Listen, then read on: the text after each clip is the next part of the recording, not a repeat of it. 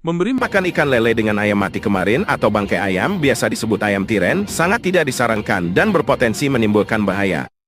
Ada beberapa alasan utama mengapa hal ini harus dihindari. 1.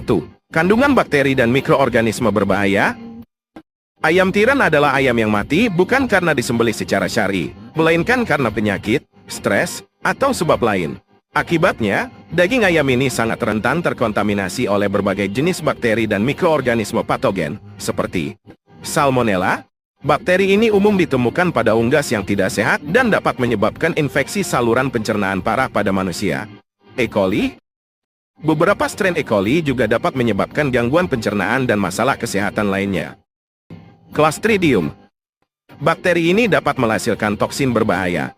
Meskipun dimasak atau direbus, toksin yang dihasilkan oleh bakteri-bakteri ini mungkin tidak sepenuhnya hilang dan tetap berbahaya. Ketika ayam tiren diberikan kepada lele, bakteri dan toksin ini dapat berpindah ke tubuh lele. 2.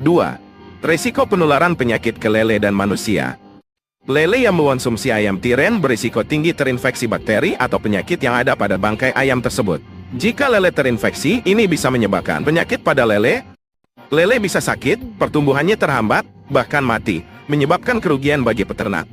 Penularan ke manusia.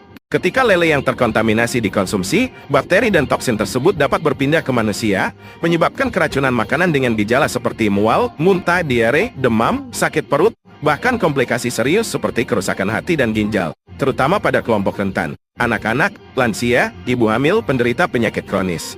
Ada juga risiko penularan penyakit zoonosis, penyakit yang dapat menular dari hewan ke manusia, seperti flu burung, meskipun ini lebih sering terjadi melalui kontak langsung dengan unggas sakit. 3.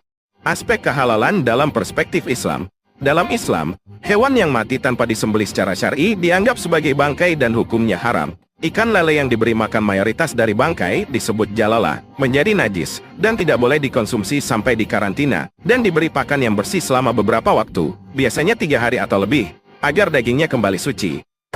4. Dampak buruk terhadap lingkungan kolam.